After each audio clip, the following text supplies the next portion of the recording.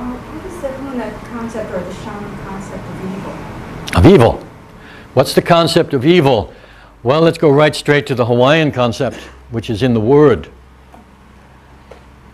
The word for evil in Hawaiian is ino.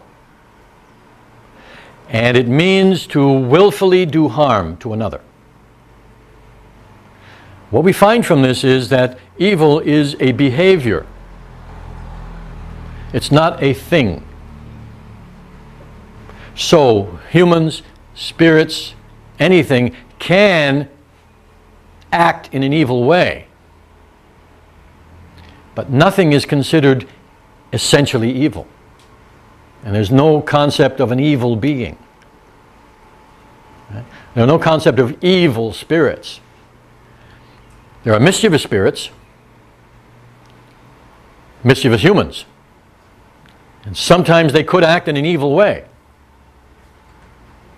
But it was always looked at, and this follows in the Huna, as a behavior. Okay? Which means something that can be changed. Okay? You can change the behavior.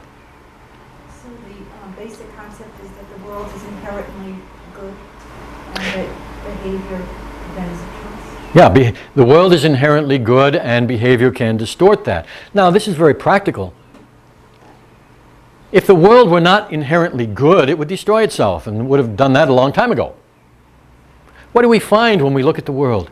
When we look at both the nature of ourselves as human beings and we look at the nature of the world itself and we just let it go and we don't try to impose anything on it, and we let it be, what happens to it? It heals itself. The human body, every opportunity it gets is in the process, and probably much more often than we think, is in the process of healing itself.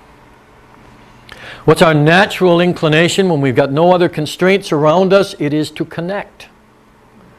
To connect with each other and human beings because of our imagination, which causes us to exaggerate everything that animals do. We seek to connect in even larger ways than most other beings. Right? But there's this natural inclination to connect. When people get into fear and separation, they try to connect by force.